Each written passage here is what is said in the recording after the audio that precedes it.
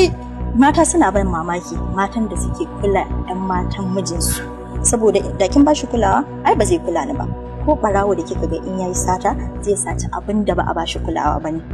Ai bai san wani abu ba. So nake in fara gamawa da ke kafin na koma kansa. To bari in gaya miki kici wallahi ba a haifi macen da za ta gama da ni ba sai dai mu gama da juna kuma yanzu haka a shirye nake ni dake mu yi ragas.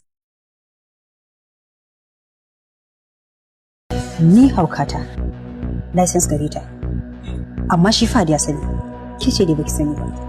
To ai hauka da hankali duk a kwakwalwa suke amma kowanne mazauninsa daban.